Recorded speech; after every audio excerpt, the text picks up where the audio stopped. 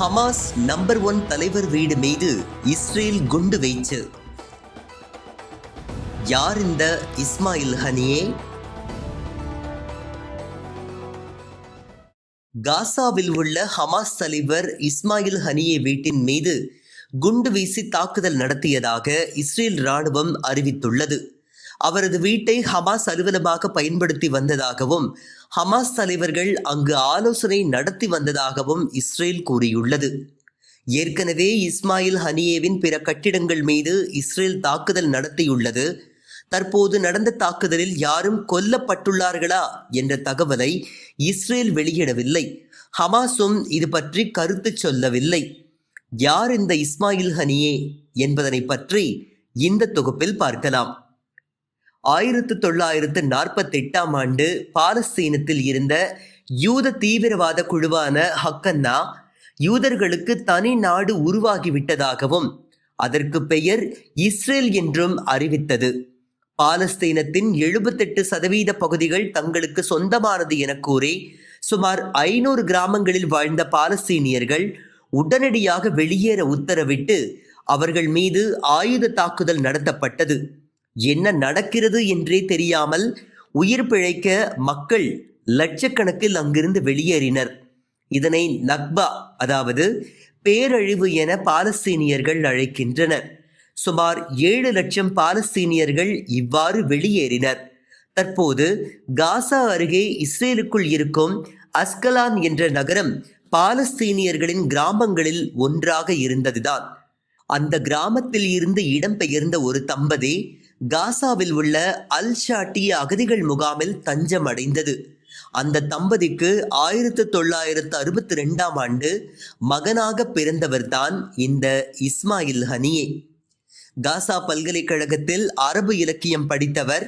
மாணவராக இருந்தபோது எகிப்தின் இஸ்லாமிய அமைப்பான முஸ்லிம் சகோதரத்துவ கட்சியின் நிர்வாகியாக இருந்தவர். மாணவராக இருந்தபோதே போராட்டங்களில் பங்கேற்றதால் இஸ்ரேல் இராணுவ நீதிமன்றத்தால் 3 முறை சிறையில் அடைக்கப்பட்டவர். ஹமாஸின் நிறுவன தலைவர் ஷேக் அகமது யாசினின் நெருங்கிய உதவியாளராக இருந்தார். 1997ஆம் ஆண்டு ஹமாஸின் முதல் கட்ட தலைவர்கள் வரிசையில் இடம் பிடித்தார். இவரது தீவிர அரசியல் செயல்பாடுகள் காரணமாக இஸ்ரேலால் பலமுறை குறிவைக்கப்பட்டு அதில் இருந்து தப்பினார். பிறகு சில ஹமாஸ் தலைவர்களை லெபனானுக்கு நாடு கடத்த இஸ்ரேல் முடிவு செய்தது. அப்படி நாடு கடத்தப்பட்டவர்களில் இஸ்மாயில் ஹனியேவும் ஒருவர். லெபனானில் இருந்தபோது ஹமாஸின் கொள்கைகள், இஸ்ரேலின் அநீதிகளை சர்வதேச ஊடகங்களில் பேசி பிரபலமடைந்தார். இதன் மூலம் ஹமாஸுக்கும் சர்வதேச ஆதரவு கூடியது. பிறகு காசாவுக்கு அவர் வர முயன்ற நிலையில் இஸ்ரேல் அதனை அனுமதிக்கவில்லை. எகிப்தும் தனது ரஃபா எல்லை வழியாக அவரை அனுமதிக்கவில்லை. இந்த நிலையில் 2006ஆம் ஆண்டு நடைபெற்ற பாலஸ்தீன் நாடாளுமன்ற தேர்தலில் ஹமாஸ் பெரும்பான்மை இடங்களை பிடித்து மாபெரும் வெற்றி பெற்றது. இதனையடுத்து அந்நாட்டின் பிரதமராக தேர்ந்தெடுக்கப்பட்டார் இஸ்மாயில் ஹனியே. இதனையடுத்து பாலஸ்தீனத்தின் பிரதமராக காசா எல்லைக்குள் காலடி எடுத்து வைத்தார். அப்போதும் அவரை கொல்ல தாக்குதல் நடத்தப்பட்டு அவைகள் முறியடிக்கப்பட்டன. காசாவில் ஹமாஸின் பிடியை பலப்படுத்தும் வகையில் தனி இராணுவத்தை உருவாக்கப் போவதாக அறிவித்தார் இஸ்மாயில் ஹனியே. இதற்கு எதிர்ப்பு தெரிவித்த இஸ்ரேல் ஹமாஸ் தனது ஆயுதங்களை கீழே போட வேண்டும், இல்லாவிட்டால் பாலஸ்தீனிய வரி வருவாயை கொடுக்க முடியாது என எச்சரித்தது. ஹமாஸுக்கு பாலஸ்தீன் அதிபர் மஹ்மூத் அப்பாஸும் எதிர்ப்பு தெரிவித்ததால் அப்பாஸின் 10 படைகளுக்கும் ஹமாஸுக்கும் இடையே உள்நாட்டு போர் மூண்டது.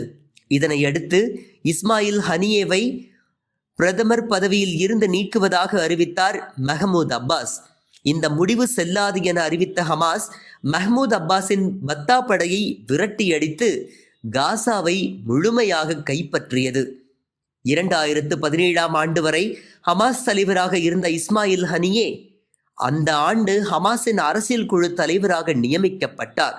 காசா பகுதி ஹமாஸ் தலைவராக யக்யா சின்வர் நியமிக்கப்பட்டார். ஹமாஸ் பொலிட் பீரோ தலைவராக இருந்த காலித் மிஷல் பொலிட் பீரோ உறுப்பினராக தேர்வு செய்யப்பட்டார். அன்று முதல் கத்தாரில் ஹமாஸின் பொலிட் பீரோ தலைவராக இஸ்மாயில் ஹனியே தொடர்ந்து வருகிறார். ஹமாஸின் அரசியல் முடிவுகளை மட்டுமே பொலிட் பீரோ எடுப்பதாகவும் இராணுவ முடிவுகளை காசாவில் உள்ள ஹமாஸின் இராணுவ பிரிவான அல்கசாம் படைப்பிரிவு தன்னிச்சையாக மேற்கொள்ளும் என நாடு கடந்த தலைவர்கள் தெரிவித்துள்ளனர். உலக நாடுகளின் தலைவர்களுடன் காசா மற்றும் ஹமாஸின் பிரதிநிதியாக இஸ்மாயில் ஹனியே பேச்சுவார்த்தை நடத்தி வருகிறார். அக்டோபர் 7 தாக்குதல் நடைபெற்ற உடனேயே துருக்கியில் இருந்த இஸ்மாயில் ஹனியே அங்கிருந்து வெளியேற்றப்பட்டதாக ஊடகங்கள் செய்தி வெளியிட்டன. இதனை மறுத்த துருக்கி உரிய மரியாதையுடன் அவர் அங்கிருந்து சென்று விட்டதாக தெரிவித்தது.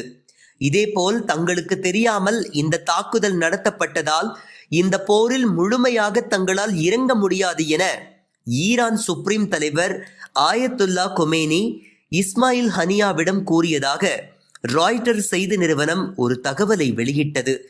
இந்த செய்தி துல்லியமாக இல்லை என்றும் தவறான கருத்துருவாக்கத்தை ஏற்படுத்தியுள்ளதாகவும் செய்தியை மறுமதிப்பீடு செய்யுமாறு ஹமாஸ் தெரிவித்துள்ளது.